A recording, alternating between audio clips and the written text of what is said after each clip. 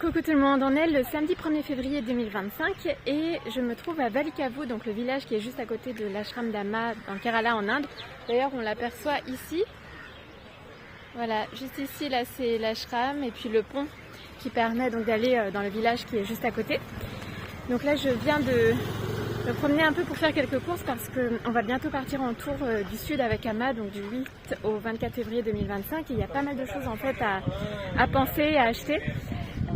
En fait, il faut par exemple commander une tente moustiquaire parce qu'on va dormir dans des lieux publics comme des écoles. Donc il faut aussi penser à un matelas, enfin pas mal de choses. Donc on organise ça parce que ça approche.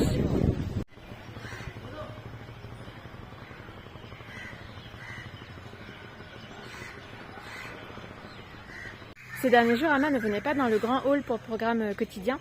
Donc le darshan, l'étreinte, les enseignements, le satsang, la méditation et les chants, les bhajans.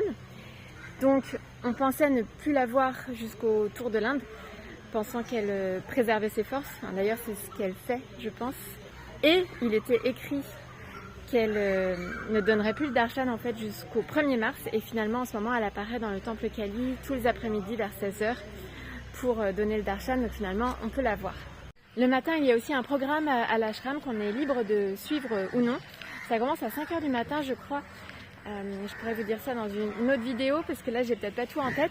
Mais ça commence donc à 5h. Il y a la récitation des 1000 noms de la Mère Divine, ça s'appelle l'Archana.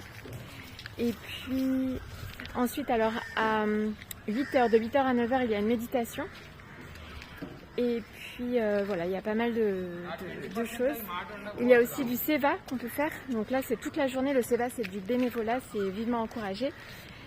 Et d'ailleurs, c'est assez répandu en Inde, je crois. En fait, c'est du service désintéressé.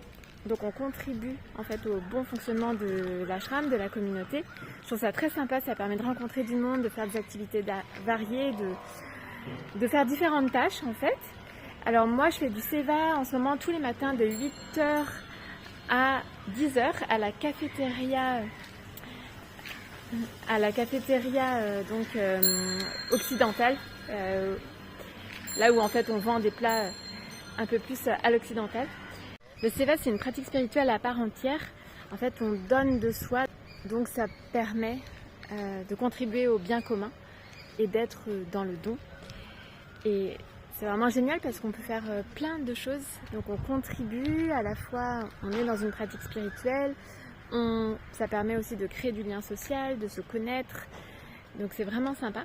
Là récemment j'ai aussi participé au nettoyage de la salle Ayam. Donc il y a une grande salle qui est dédiée en fait à l'apprentissage de la méditation Ayam, qui est une méditation qui a été canalisée par Amma et qu'on peut apprendre donc gratuitement dans les ashrams d'Amma.